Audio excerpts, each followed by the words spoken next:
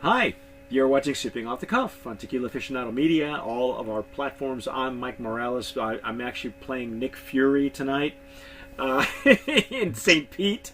That young man out there is Matt Metris in Rochester, New York, playing myself. playing yourself. Hey, at Frosty in Frosty Rochester, I guess you Frosty got Rochester. I still have snow on the ground. Oh yeah, it's never going away.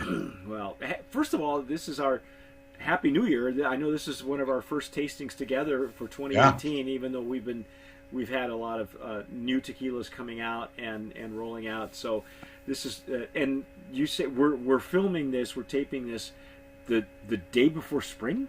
day before tomorrow is the first day of spring. Is Yeah, tomorrow the first day of spring? You know, with yeah. the time change with daylight savings, and I've been in, as I traveled from Texas, Texas to California and then back east, I don't know what time it is. I have to, and then I lost an hour somewhere. So Yeah, and we're on the same time zone for a change. yeah, So I that's know, nice. and I'm still like, it's taken me a week to get used to this daylight saving stuff. So, but tequila helps, and tonight we're tasting and dissecting Maracame. It says I've been mispronouncing it on the back of the box here. So Maracame, and we have fallen in love with this tequila out of Absolutely. Arandas. Beautifully Wow. wrapped in tissue paper. Yeah, it's Got already a Brand of Promise nominee in the packaging category. As you can got see, it's lovely beadwork around the bottle. the POS is really chock full of information. It's not empty POS with a lot of empty descriptors. Uh, the, you know, Wrapped in tissue. It's gorgeous. What can we say? They spent a lot of money. They're obviously very well funded if they're going to spend that much money on the packaging. As you can see, every neck tag has a little symbol. These are handmade by the Huichol Indians of Mexico, and I believe Mara Akame. I should just read you what it says. What, and I hope that I can do that. I'm gonna have to cover up here a little bit, so bear with me. I got this. We're parked in front of a jungle, ladies and gentlemen. My allergies are they're kicking me. All right, so hang on a second. It says the name through which Huichol ancient wizard is also known as. So it's the Huichol ancient wizard. There we go. Oh, thanks. You know what? If you hold it up, I can read it right off your screen. There you go, right? Yeah, It's teamwork. but then nobody sees you. But then there you go.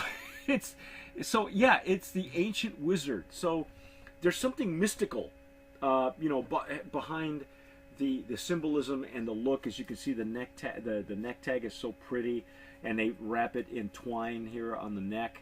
And this is a different twine on the Anejo. It's thicker and darker than the other Yeah, two. yeah. Because what happens too, because a lot of this stuff is handmade, so there'll be differences in color. I mean, you see his neck tag is different than mine. The beadwork will be different, and that's cool. That's really neat. Absolutely.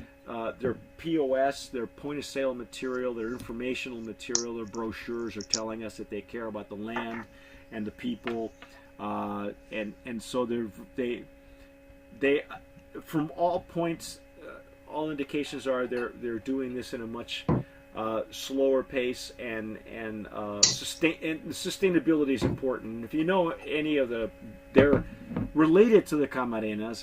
It's a family, not directly related, but Yeah. they are The listed in Arandas.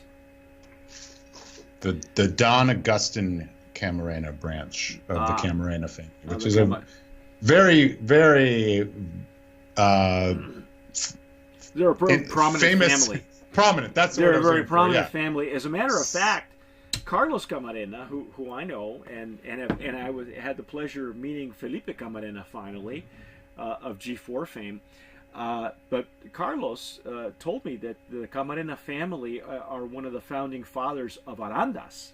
Yeah. So they founded and settled Arandas. So they have the family and the cousins have a long history of in that town and in that region. And the landscape there is just amazing. I had the opportunity to be there last summer. Felipe got me completely drunk. Oh, you met him, right? Yes, I've met Felipe a couple times. Did you? Are you carrying? Now, I should, for the sake of transparency, you work at Selena's. I do. Selena's Mexican restaurant in Rochester, New York. In Rochester, and do you carry any of Felipe's tequilas? Yes. So we have Pasote. Okay. We cannot get G4. Any reason why? Or it's not distributed in our area, unfortunately. Okay. Yeah. We'll see if we can't help you change that. So. Yeah, I know, right? We have the Ardenom 1579. Oh, good. Okay. And we can also not get the Terra Alta at this point. So. How about of Carlos Camarenas? Are you El Tesoro probably? El Tesoro, Tapatio, Villalobos. Oh, excellent! Yeah, Villalobos. We made a day of it, and we went to La Teña first.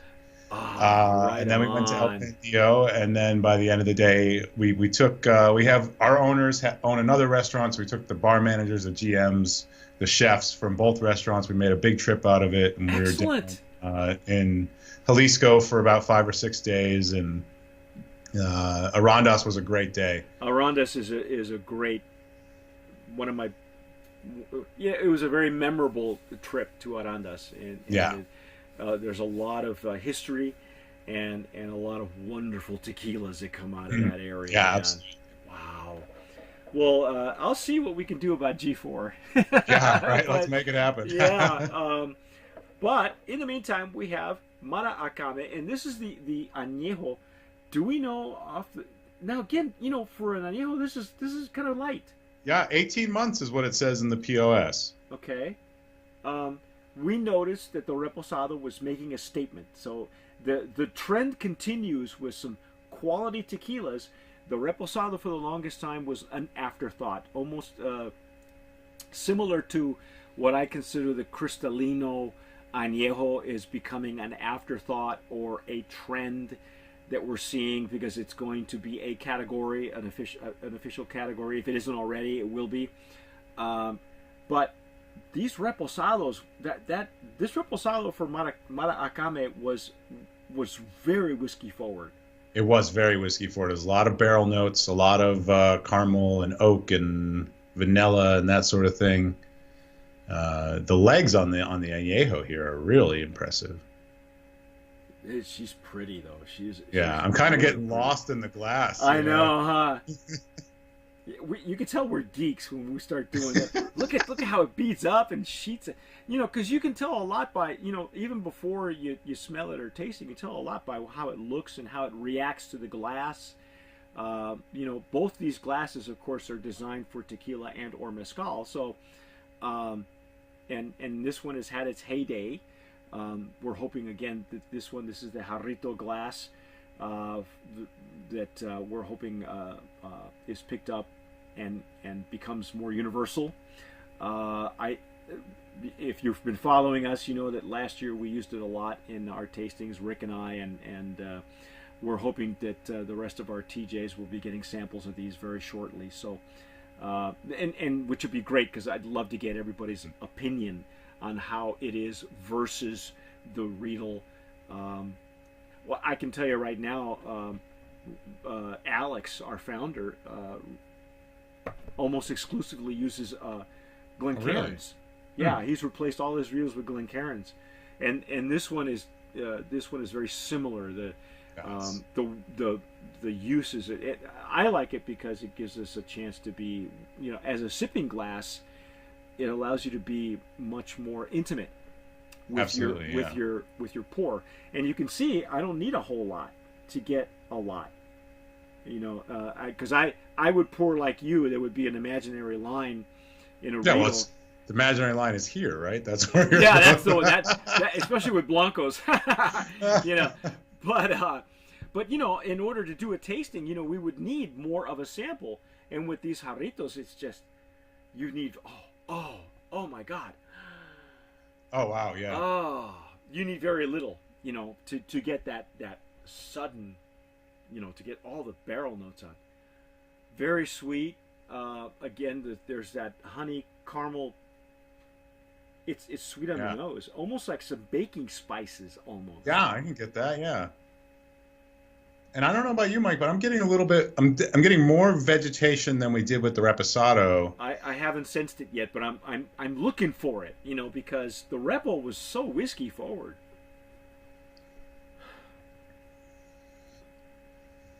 I'm even getting some of the mintiness that you get from barrel. Mm-hmm. I'm getting that on the nose. Yeah.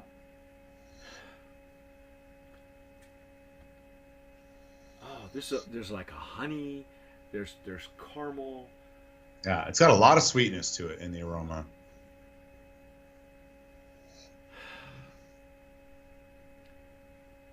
Let's dive in. Yeah, let's do it. Let's deep dive on this one.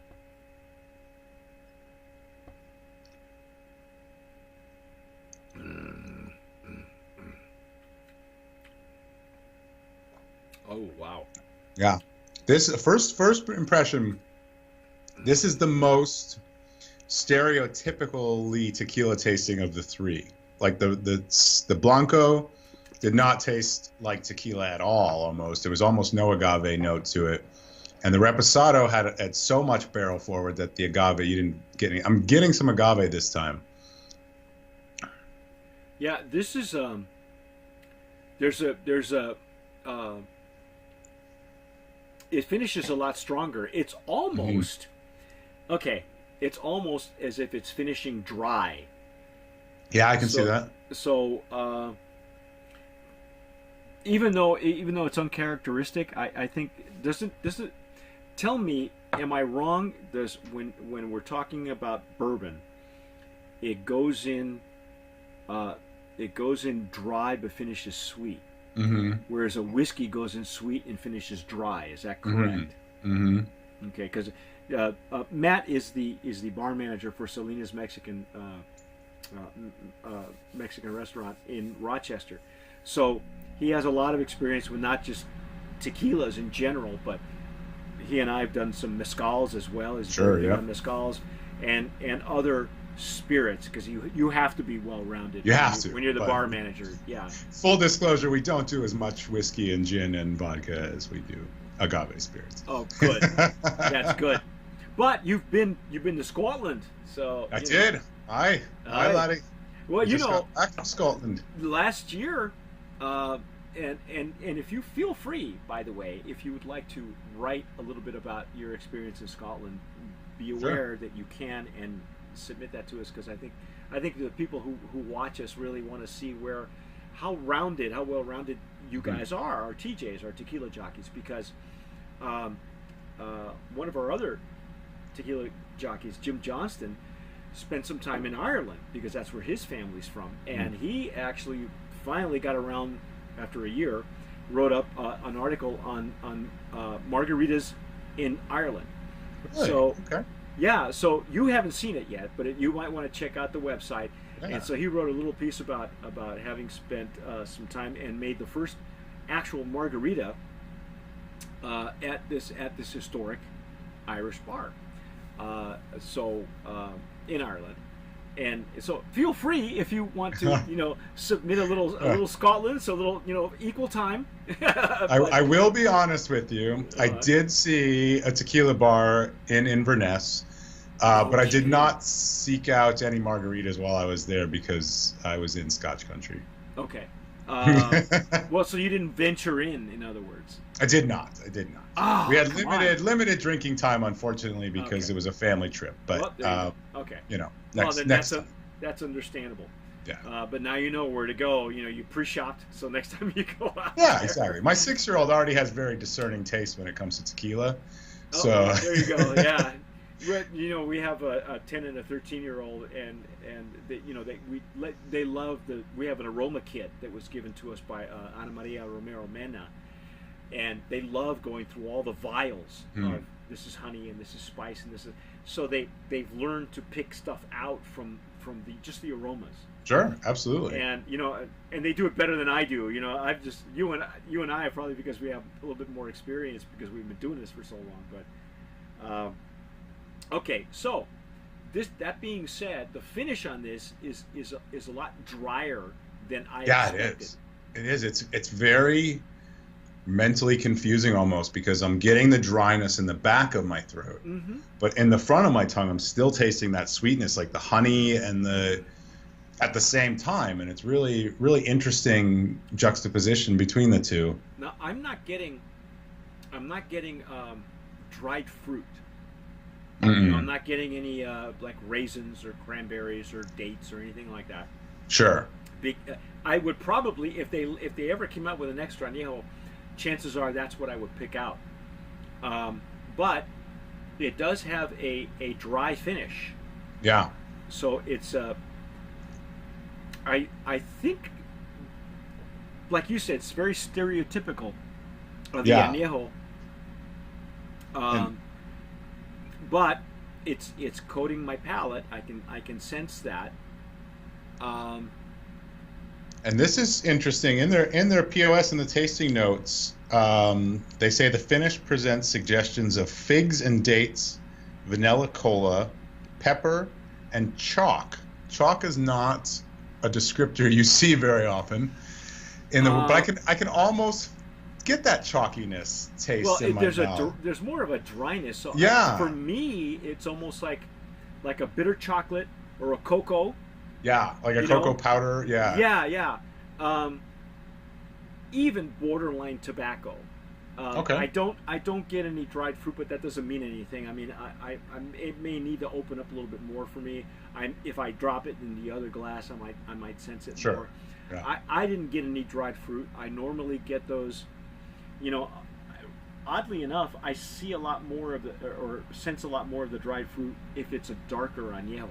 Mm-hmm. Whether they use a younger barrel or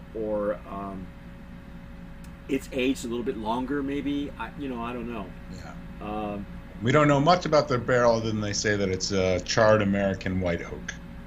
So we don't know if it's new or used or what was in it previously or. It's still rather light for an añejo, so Yeah. it could be it could be that it's a used barrel. I would imagine Sure. that it is. Yeah, it probably. I mean, logistically, it is a lot of the time because it's way cheaper. Well, yeah, and you want typically, if you're a camarena from a couple of sides or the other side of the family, you want your agave to shine through. Yeah. Whereas I'm still not getting any agave off the añejo. It somewhere got lost from the blanco to the repo. I thought the repo was very whiskey forward. I was very delighted with the repo though. We love that repo. This añejo, it's good. Don't get me wrong. I think right off the bat, Brand of Promise. Oh, yep, nominee. we got the sign. The sign. There you go. But you're right. I think in that category, it's going to have to compete, with others that are similar or better. Yeah, I think this is more mainstream than the other two. There you go. That's the word I'm looking for. The Blanco was not a typical Blanco by any means. It was not something that I would sip and be like, oh, this is a Blanco tequila if I had 2 eye patches on, for example. And the Repo got more of that. Yeah. With the Repo, if I were tasting that blind, I might actually think it was an añejo based on how oaky it was up front. And this is like, this is an añejo, no question. Yeah. So this one's got us shaking our heads. Yes, this is. Yeah. I was a little apprehensive. We talked about that after the Reposado. I said I'm almost afraid to try the añejo. I know. Yeah. Yeah. Because I wanted to build up to something. So basically, it made that and leveled out. Yep. And that's okay. That's all right. Yeah. It will coat your palate. It's there. I think honestly, I think it's a full bodied. It's got good structure. All right. It absolutely does. Yeah. And I don't know if you do cigars, but I do. I think this is believe it or not, I think this is a good cigar añejo. I do not do cigars, so I'll take your word for it. Okay. But when you got the bitter chocolate and the cocoa and stuff like that on the finish, I think it would pair really really well with a medium to full bodied cigar. Okay. Would you do a dessert with this one? Yeah, probably. I mean, I would honestly, I don't know. It would be a tough, as far as a presentation standpoint, I think it's going to be best just neat. And Not even in a cocktail, huh? Not a yeah, Manhattan or anything like wouldn't that. try to put it in a cocktail, I think. And añejos tend to be tougher to cocktailize, if that's a word, anyways. It's your word. It's my word now. Yeah. You own it. Both because of, you know, the flavor profile of the añejo one, but when you start getting into añejos, the price point makes it really difficult to make a cocktail that somebody's going to want to buy, especially when you start adding other ingredients to it. So yeah, we don't have any pricing information on any of no, these. none. Maybe the folks out there who are watching us have some some information on that. If you do, let us know on the comments below. That's our take on Maracame Anejo. You have been watching Sipping Off the Cuff here on Tequila Aficionado Media, all of our platforms. If you're watching us on YouTube, or if you're watching us on or listening to us on a Blog Talk Radio, don't forget to subscribe so that way you can red button. Yeah, right down there, red button there. If you're listening to us, you can drink and drive. How cool is that? And you won't be busted. But whatever you do, we'll do the drinking. You do the driving. You do the driving. Yeah, just take us with you. Just wherever you're going, take us with you. But whatever you do, tomar sabiamente. Sip wisely. I'm Mike Morales. I'm CEO of Tequila Aficionado Media, and I just wanted to thank you for watching Sipping Off the Cuff. We love doing these reviews for you. Now, if you're an Agave Spirits brand owner and you're watching this, there are 3 things that I'd like to talk to you about. Number 1, if you'd like us to review your Agave Spirit on Sipping Off the Cuff, just send me an email, mike@tequilaaficionado.com. It won't cost you a dime, and I promise you'll get an honest review. Number 2, if your brand has been nominated, past or present, as a brand of promise, we can help you promote your brand effectively and affordably over on the tequila PR side of things. Just email me, mike@tequilapr.com.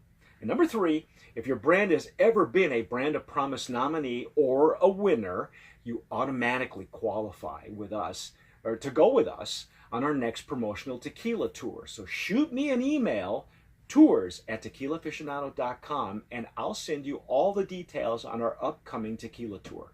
That's it. Thanks again for watching. Sip wisely.